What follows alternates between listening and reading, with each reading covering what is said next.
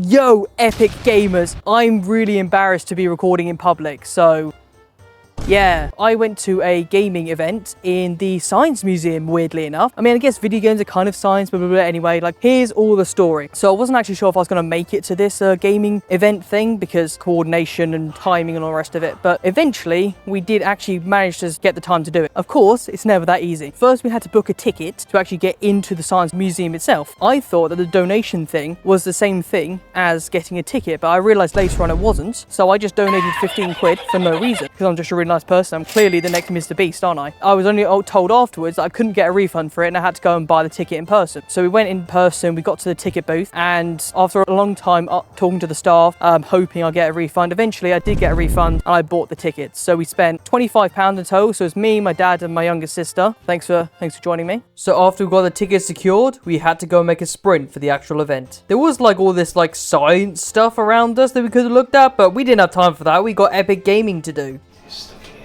In the lift. Right, we finally get down there. On the way there was actually a lot of cool old technology like record players, old CRT TVs, music boxes, all that kind of stuff. But again, we had epic gaming to do. We didn't have time for that. So we made our way to the front desk, showed them our tickets, and finally we were in. After all that, we got to the place that we wanted to be. And for the first few minutes, I was just in awe at just what we had here. I was expecting something completely different. I was expecting like a museum or a guided tour, that kind of thing. But nope, it was just games and games. You could just go and play whatever you wanted. And so I was like a kid in the candy store ready to get on with the games. Let's get into the games, epic gamers. Do I look like I'm in a horror film now? I probably do. Anyway, I've got a really bad headache now. Yeah, those are a bunch of geese over there. Don't mind me. They're going to be my dinner later. The way that Kai's just looking at me now. It was awesome. Like, I'm obviously going to overplay some footage now, but one of the biggest things that I saw first was the massive Halo 3 event at the back. Kind of wish I played that, but it is what it is. I didn't get to, unfortunately. I think the geese are being a bit too loud now, so I've got to wait. A few moments later.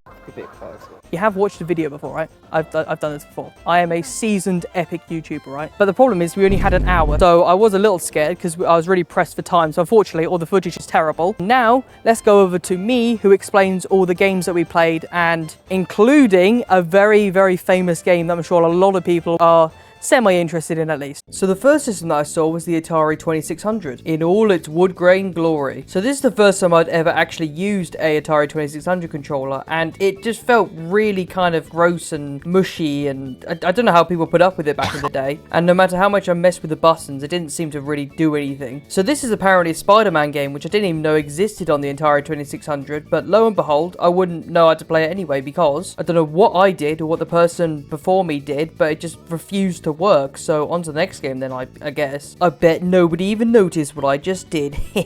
Now on to Wind Waker for the GameCube. So this is actually a really interesting game. Wait, can we just menus? Hello, can we just... Okay, well, I guess we're coming back to Wind Waker then. Ocarina of Time on the N64, the absolute classic goated game. Even though I do have an N64 at home and I do have a emulated way to play Ocarina of Time, it's still really cool being able to use the original controller to play the original game, and hopefully at some point I will actually be able to buy Ocarina of Time. But for the time being, this was still really cool just to go back and play it the way it was intended. Right, now back to Wind Waker. It was actually really cool playing it on the GameCube because I've got the Wii U version, but I haven't actually played the GameCube version. So being able to play it the way that it was originally intended was quite cool. I've used the GameCube before, so this isn't anything new to me, but I still enjoyed it anyway. Did you know that they actually had epic gaming computers here? Yeah, neither did I. But they had all the different games like Minecraft and Fortnite, obviously, but they even had Kerbal Space Program. So again, my epic gaming mouse with my epic mechanical gaming keyboard that I actually don't like that much. I played some Kerbal. By played, I mean did literally nothing because I'm not a literal NASA engineer. But I mean, the PCs are cool at least. Now, there was a bit at the back where it had a bunch of information on the wall for each console. So each year, each generation, game, all that kind of stuff. It wasn't quite the same as what I was expecting when I first came here, but it was still pretty darn cool to see. Oh, it's got the Mega CD, that is. Oh, there we go, look at that, Hotel Mario. Yeah, so that was the game I was talking about. They even had a snack bar which didn't have Mountain Dew or Doritos, so it's completely useless. It is literally 2:30 in the morning as I edit this now, because this is the only time I could find that was quiet. I'm getting tired, I want to go to bed, so I'm going to pick this up tomorrow. Here's a Philips CDI, guys. I've never actually used one of these in person before. And there's Hotel Mario. It's on actual hardware. Where's the cutscenes? Where's the cutscenes? There they are. There's the cutscenes. They actually look pretty good on the screen, to be fair.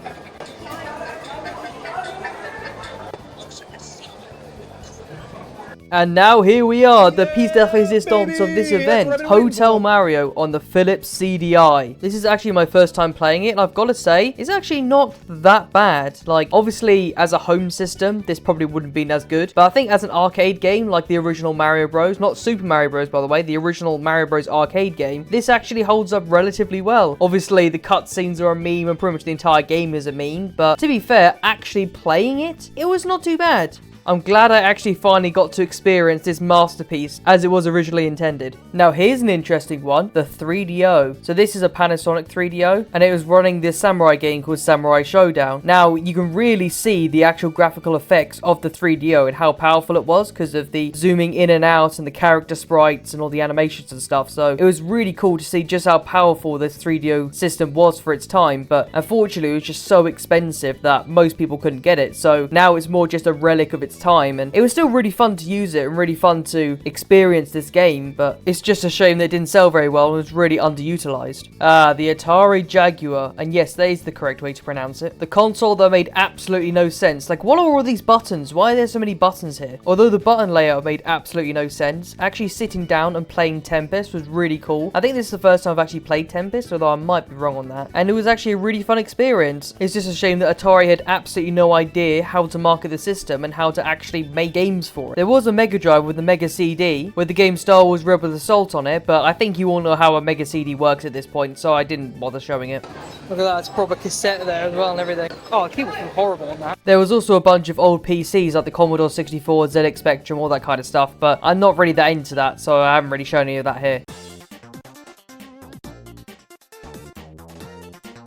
There was also a bit where they had 4-player games, which I think an event like this is perfect for, where you can get 4 of your mates and just come down and play video games. But nobody wanted to play with me, so for me this was kind of useless. Who needs friends anyway? And then they had a bunch of active games like Wii Sports and, well, the Kinect, I guess. But either I already played them at home, or for some reason they were just super busy, so I didn't really do much of this. We got to the arcade section, and weirdly the VR section. Now I've used many different VR headsets at home, so I skipped that and went straight to the arcade bit. The arcade bit was absolutely packed, but there was 2 games we did manage to play. The Simpsons Arcade and Bubble Bobble. The Simpsons Arcade was fine. My dad seemed to like it a lot more than me, that's what he used to play back in the day. But personally I preferred Bubble Bobble. The only thing I will say is that Bubble Bobble, first of all, is really funny to say, but second of all, it doesn't work nearly as well without you having to put physical money into it, because otherwise you can just press a button to get essentially infinite lives and there's like basically no challenge. But it was still really fun anyway, and I loved the game, so shut up. Didn't expect me to be back at the 3DO, did you now? So this time I'm playing Need for Speed, and I just love how this system came out 2 years before the PlayStation 1, and yet the graphics actually look slightly better. This system was really ahead of its time. Then I had a quick go on the classic NES, and I've got to say, RC Pro-Am is actually quite fun, even though it's a top-down 2D racer. I had a lot more fun with it than I thought I would. At this point, they were closing up, so I didn't get to go on the epic Vectrex, but oh well, maybe next time.